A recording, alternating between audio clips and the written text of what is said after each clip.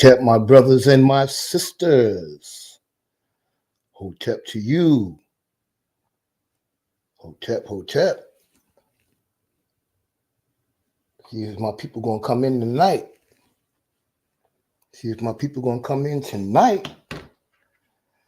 All right, I'll set up a little bit until I see somebody come in. We got some work. Got some stuff to cover. Yes. We have some stuff to cover. All right, make sure that I'm in.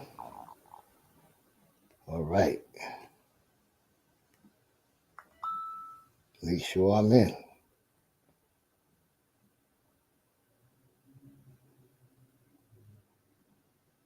All right. Okay.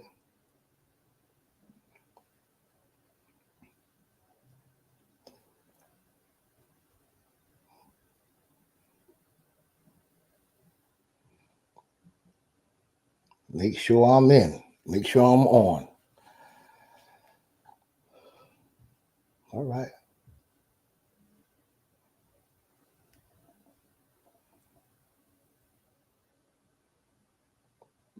All right. Who's coming in tonight? Anybody get too much? You had enough knowledge for the week?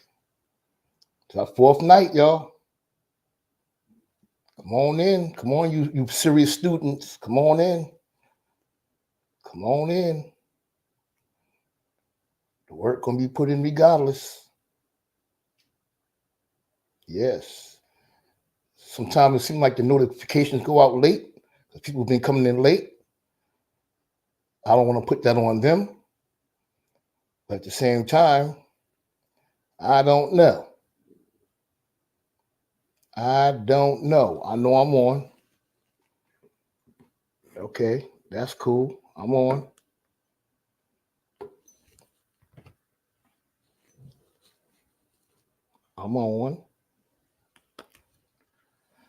All right, people, come on now. Come on, people. Come on.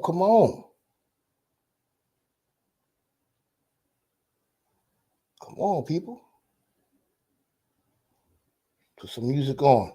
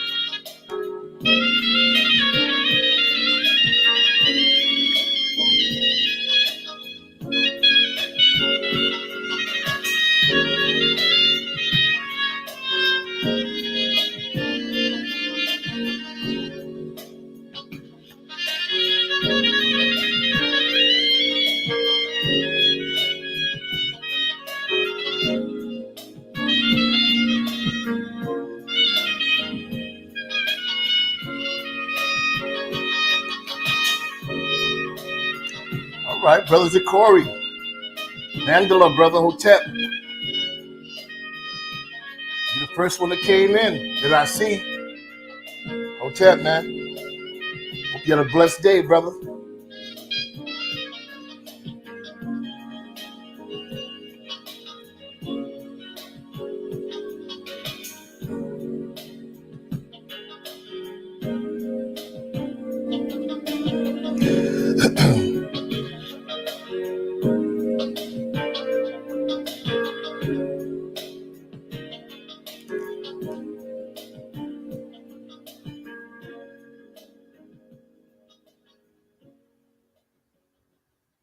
All right. Okay.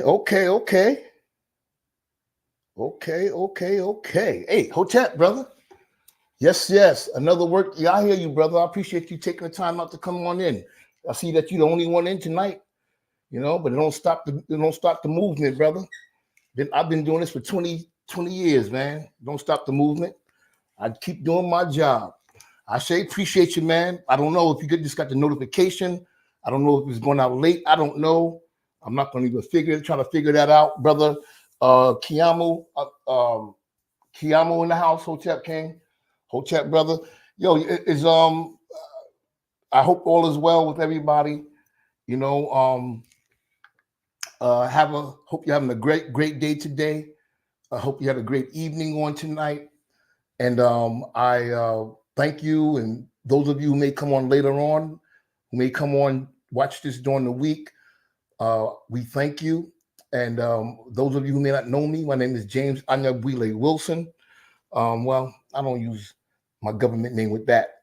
James Anyabwile, and I'm the spiritual teacher, aka the Awakener of the God in Action Ministry Spiritual and Cultural Center Village, Tribe, Family, Gang, Posse. And we thank you for coming in, taking the time out. You didn't have to do it. We thank you for coming in, taking the time out to spend some time with us on this Kwanzaa celebration, this fourth day. We'll be dealing with the fourth principle on this evening. We do not take your presence lightly. And if you're watching this now, if you watch this later on during the week, we ask that you, because once you tune in, you're part of us. We ask that you share this with people if it's good enough for you, and I believe it'd be good enough for anybody else. All right, so I would appreciate that if you do that. Thank you very much, and I'm just excited every time I have the opportunity to come in and to teach. I love what I do. It could be taxing, trying to do something every single day of this month, of this week, and that's fine. I'm not complaining. I love it. As long as the Spirit inspires me, I'm going to share. If 1 or 1,000 people listen, Ashe. So thank you once again for tuning in, and I will go into our presentation on today, or the lesson or message on today. All right, and tonight we'll be dealing with the fourth principle of Kwanzaa, which is UJAMAA, UJAMAA, UJAMAA, and which means cooperative economics. Cooperative economics. All right. The fourth principle of Kwanzaa, UJAMAA. The fourth principle in the Nguzo Saba. No, is one of the principles in the Nguzo Saba. There's 7 of them, and Ujama is one of them. And did I say Ujama? I didn't say Ujima, did I? Ujama. And we'll be dealing with that. All right. Cooperative economics. All right. Now, when you read the principle Ujamaa, it lays out what we are supposed to do, or practices that we must carry out or live out in order to be successful in executing this particular principle, which is cooperative economics. Cooperative economics. It says we are to build and maintain our own stores, shops, and other businesses, and to profit from them together. Ashe. When you look at all the principles of Kwanzaa, you know, it's always about talking about doing things collectively or together, because it's an African concept, where a European concept is about me, myself, and I, but the African concept and belief is we, us, and our. All right. And that's the mindset we have to put back on, get rid of that European mindset concept and put on the African concept. So once again, it says we are to build and maintain our stores, shops, and other businesses, and to profit from them together. All right, together. So when you read this, what it's saying in the nutshell is that we should control our economics and money flow in our own community. That's what it's saying. We should control that. All right, not no one else, not some outsiders coming in, not foreigners who don't belong to the community, but we should control the economics and the money flow in our own community. And for this to say this, it is letting us know, because it's obvious, that we do not control the economics and the money flow in our community. And that's a fact. You look at statistics. Statistics tells us that the black dollar only bounces or lasts in our community for several hours. And then it is taken out of our community to build wealth, businesses, houses, and communities for those people who don't even look like us. And our money building these communities and businesses and houses and wealth, we're not even allowed to go over in those communities. But our money is in building it up. Our economics is building it up. Now, if you want more information on this, if you're a serious student, get the book of Dr. Claude Anderson. I believe the title is Black Labor and White Wealth. Black Labor, White Wealth. Read that and you'll understand more about what I'm talking about. Sisters and brothers, I'm not going to be long, but I'm going to come strong. It says that our money that we have or we work hard for only stays in our community for several hours till someone else who don't look like us take it out and build for themselves, build for their race. All right? We don't have to go out like that. We don't have to go out like that. You know why? Because our ancestors had already given us a blueprint and a path to economic empowerment. Yes, we have it. We don't have to go find one. We don't have to go emulate someone or copy someone. Our ancestors already laid the foundation, gave us the blueprint and the path to economic empowerment. I know many of you heard about Black Wall Street. Black Wall Street in Tulsa, Oklahoma. That's when Black people understood and executed the principle of UJAMAA. Yes.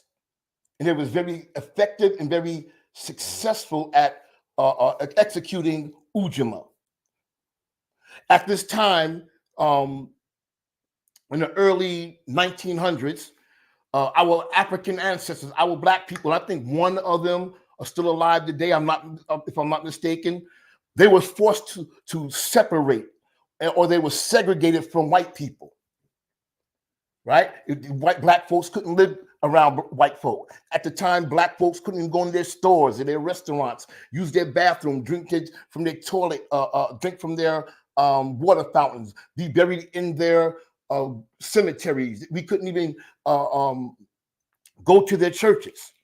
But in Tulsa, Oklahoma, what they call Black Wall Street, though they were separated and segregated, they were still able to thrive. They were still able to be successful and thrive. All right? Fact check this. They built their own movie theaters, their banks, auto mechanic shops. They created and built their own law firms, insurance companies. They were able to thrive, even being separated or segregated. They built their own supermarkets, convenience stores, healthcare institutions, barbershops, gas stations, banks, schools, taxi services, and the list goes on and on and on. They was in control, complete control of their economics and the money flow in that community, in their community. And when they were doing for self and controlling the economics and money flow in that community, they were so successful. Yes, so successful, more successful than those who segregated them and separated them and didn't like them. They were so successful that they attracted anti-Black development devils and satans. Oh, yes, they did. Oh, yes, they did. They had their eye on them. They expected them to fail. They expected them to remain underdeveloped. They expected them to be dependent on the anti-Black developers, development satans, and devils, right? They expected it, but they thrived. They throve. They were to thrive. But these haters who don't look like us, our open enemy, this is history. On June 1st, 1921, whites firebombed all the Black controlled, that whole Black controlled city, Tulsa, Oklahoma, destroying everything that they built. Everything that they built for themselves, without no help, without no loans, without no government, nothing. Everything they built for themselves, they firebombed it, and they also killed many of the residents living there. Yes, sir. What does this tell us, brother, when we UJAMAA, or trying to apply cooperative economics, trying to execute that? Anytime we strive to build for ourselves, our open enemy, and you know who they are, will raise his ugly head to destroy it. They will try to raise their head to destroy it. They'll try to destroy what we build and what we try to build, because they benefit from our underdevelopment. Ashe? The reason why they're so hell-bent on destroying what we develop and what we build, destroy our economic success or our economy or our finances. They want us to depend completely on them, because they know that if you control someone's economics or financial power, you control and you dominate them. Did you hear what I said? So they want us to depend on them. So they firebombed Tulsa, Oklahoma, Black Wall Street, destroying everything and killing off the people. But UJAMAA, which is cooperative economics, says we must build and maintain our own. Build, not just build, but build and maintain our own. Meaning we must break away as much as possible, because we can't completely separate from the open enemy. But as much as possible, we must break away from them, right? From their economic grip and control over our lives. Yes. So that we can begin to build again for self. To again incorporate UJAMAA. cooperative economics among ourselves. And once we start building for self, because they say build and maintain, we must by any means necessary control and protect everything that we built, because if we don't, anybody can come in at will, invade, take, and destroy what we have. So brothers and my sisters, this is real talk. So we need to make up in our mind today, not tomorrow, not New Year's, which is coming up. No, make up our minds today to protect and secure what we have or what you have invested in, put time in, energy, money, and skills in, be it your family, your business, organization, community, religious organization, relationship, your marriage. By any means necessary, as you build, it is your responsibility by any means necessary to maintain, protect, and secure it. You know, many homes and relationships and marriages and our financial situations being invaded and being tore up from the flow up because we're not protecting it. Keep in mind, brothers and sisters, when our ancestors built their city, their wealth in Tulsa, Oklahoma, and they was in control of their finances and their economics. They controlled the money flow. The money stayed in that community and didn't leave that community. They were separated. When this was going on, they were separated. They were segregated from their open enemy. Yes, they were.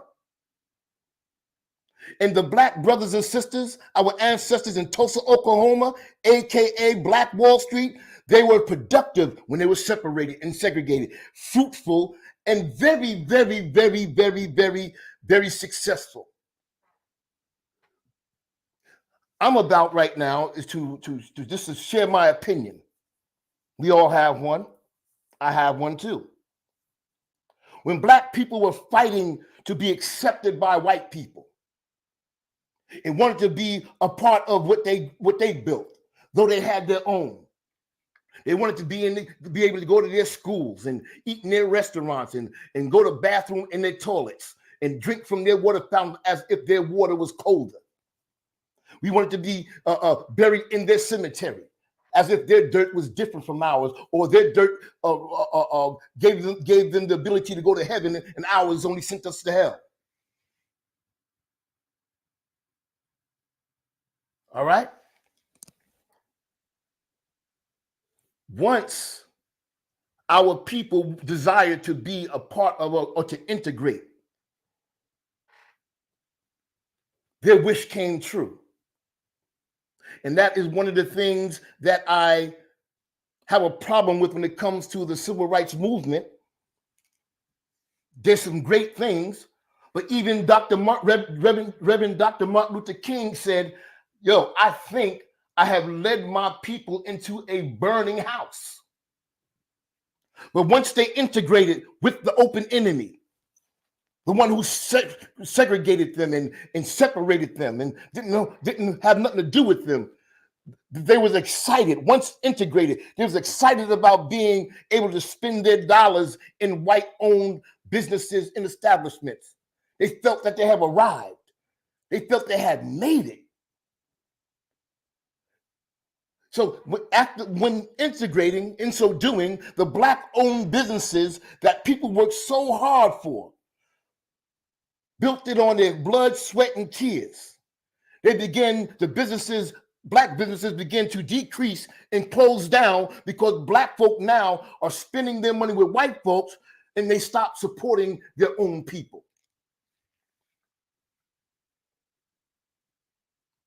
And that still goes on today. Today, black dollars is no longer circulating in our community because it's being taken out before sundown. You know what I'm saying? It's being taken out. They running with it before sundown by those, once again, people who don't look like us, nor do they care about us. That's a Michael Jackson vibe. Did you know each year, brothers and sisters, $2 trillion is handed over mainly to people of other races to help them build bigger and better and greater things in the other community, in their community. $2 trillion of our money. If we compared ourselves to, I think, the 190-something countries, we'll be the 9th or the 11th richest country in the world. That's what kind of money that flows through our hands. But we don't keep it. By sundown, a lot of that money is gone, or all of that money is gone at the end of the year. Does that make sense? We are deteriorating and failing economically and starving financially because we do not support our own, nor do we control the economics and money flow in our communities. Now that we are excited about being able to spend our money with those others, we're excited that now that we're integrated. Malcolm X said it best, and I'm paraphrasing. He said, black people, he said, the condition that we're in economically, right? He says that we have assisted in this economic poverty by spending all our money with people who run out with it to build their own community and build their own race. We assist them. And even though some people have this information or just their first time hearing this information, okay, we still do it. We still economically depraved, economically in poverty, financially bankrupt. Because it's one thing knowing UJAMAA, that's one thing, but executing it is totally something different. So what do our people need? Because people have been hearing this for years. So people know this. They have this information. But for some reason, it's just not clicking. Our people need some serious education. We need to be seriously educated once again when it comes to financial literacy, when it comes to financial matters. And the ones that can help us is, once again, those OQPs, only people who are qualified, or only qualified people.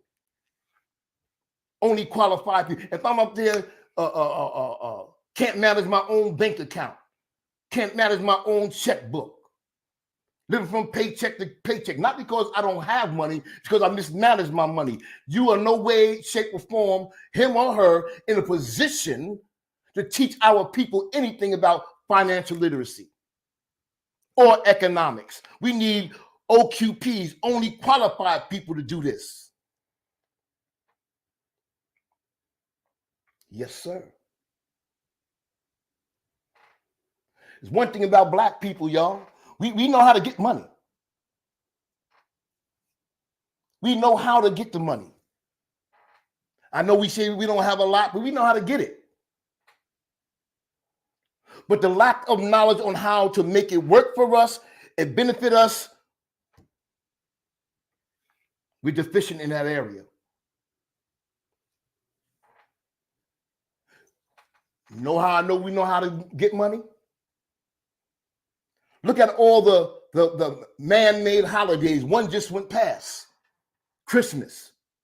People didn't have a lot of money, but they made sure they got that celebration in there.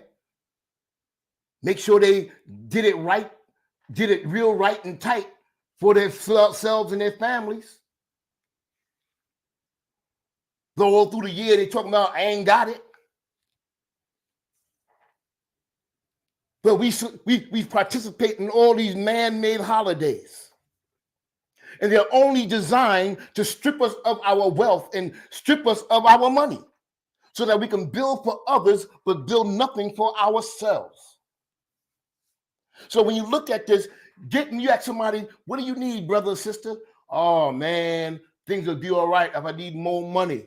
If I can have more money, more money, more money, more money. No, when you look at how we participate, how I don't do that, but how you participate and people participate in holidays, getting money is not the issue. The issue is poor money management. Poor money management. And I know a lot of you know what I'm talking about. Because we're living with some people like that, if we're not one of those people. Or we got people like that in our families or friends. Always needed to borrow. They just got paid. Just got their tax return. But they borrowing 2 days later. It's not the issue. The issue is not money. In many cases, it's just poor money management. Are you feeling me, brothers? Somebody, or feeling me, brothers and sisters? The issue with poor money management, people have got it all twisted. What they're doing, they're allowing their wants to override their needs. And I want to encourage you, brothers and sisters, strongly, don't let your wants override your needs, because if you do, it will lead you further into economic and financial crises. It'll lead you in debt and also bankruptcy. And once that happens, there's no way you in the world that you can participate with the rest of the people in UJAMAA, collective economics. Can't do that broke, busted and disgusted. But you don't have to be rich either. My clothes, brothers and sisters. So I'm not going to be long. I'm going to be straight and strong. Black people invest millions,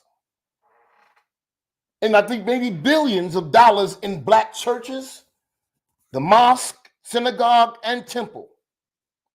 Some of those spiritual houses are economically stronger than others, because some are bigger than, some are small, some are medium-sized. Yes. But think about this. Just imagine what will happen if the spiritual houses put their heads together and put some, I'm not saying all the money, put some of their finances together and to begin to strategize, plan, and execute UJAMAA. Just imagine what would happen, man. It will have definitely a powerful and an impactful effect on our black community, or in our black community, if we came together. That's one thing about religion. Religion is not designed to unite. Your religion is designed to separate. Oh, I'm a Kojic. Oh, I can't get with you. Or I'm a Baptist. I can't get with you. Or I'm a Luciferian. I'm a Mormon. I'm a Jehovah's Witness. I'm a Church of God in Christ. I'm a Church of God over Christ. I'm a Church of God under Christ. I'm a Church of God with no Christ. I'm Pentecostal.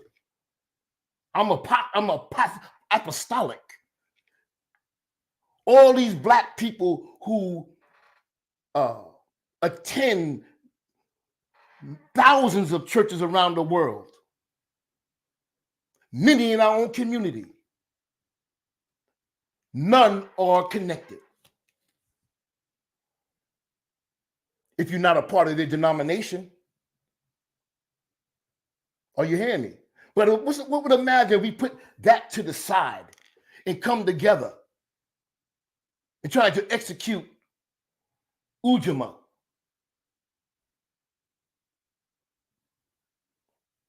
It'd be a powerful, powerful sight, a beautiful sight.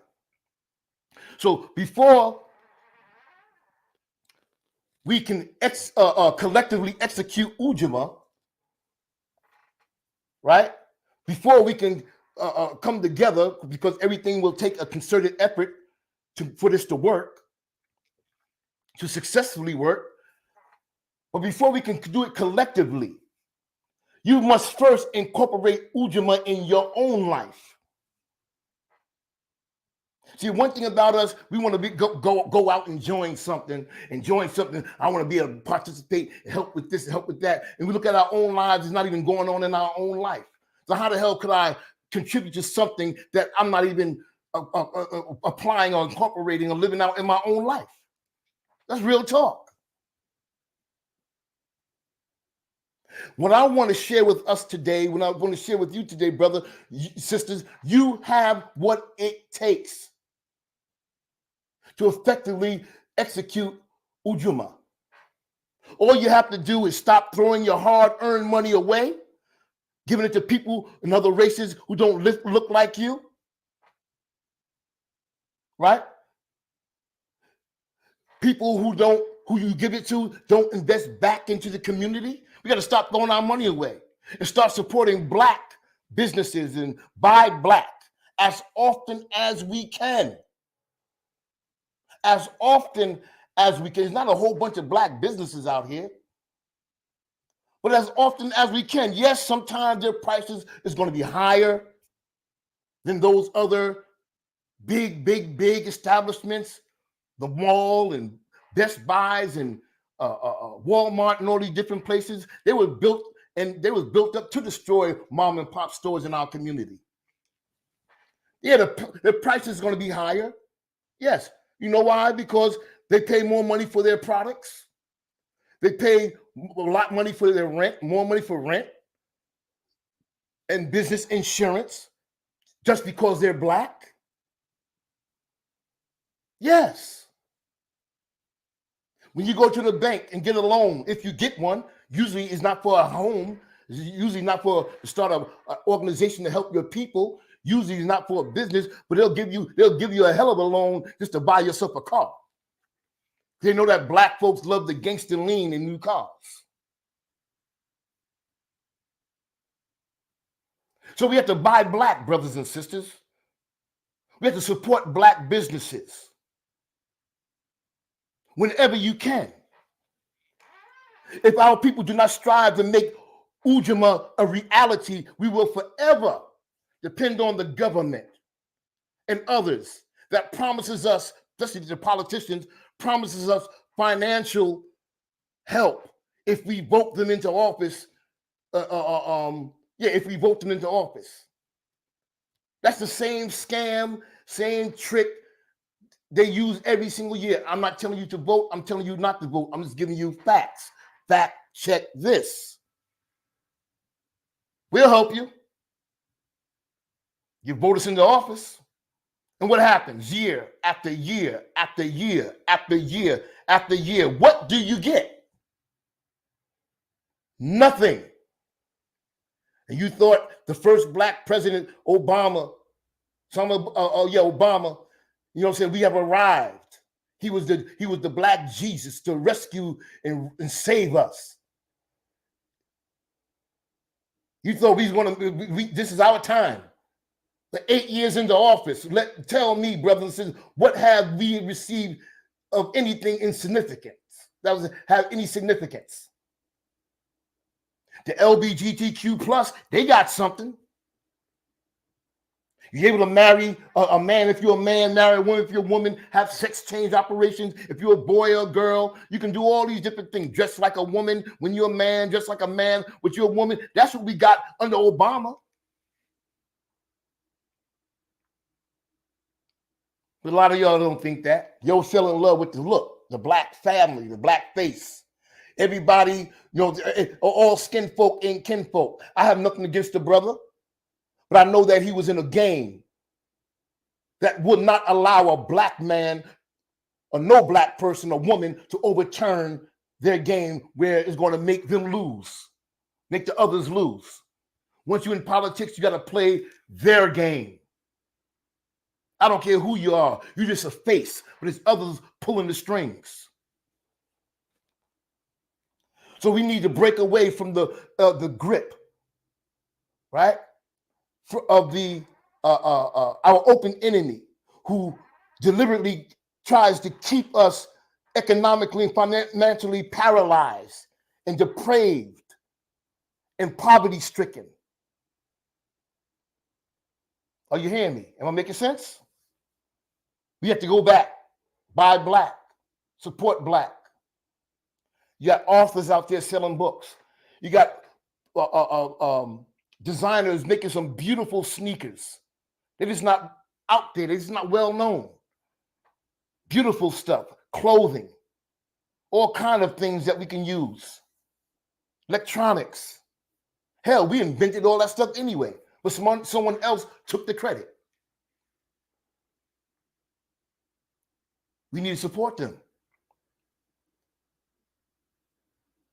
And when we begin to incorporate and execute UJAMAA, cooperative economics, we don't have to no longer beg or wait for others to do for us what we can do for ourselves. It has been proven. We have examples that we can follow. My brothers and sisters, I thank you for listening on tonight. I hope that you got something out of it, and I hope from this day forward.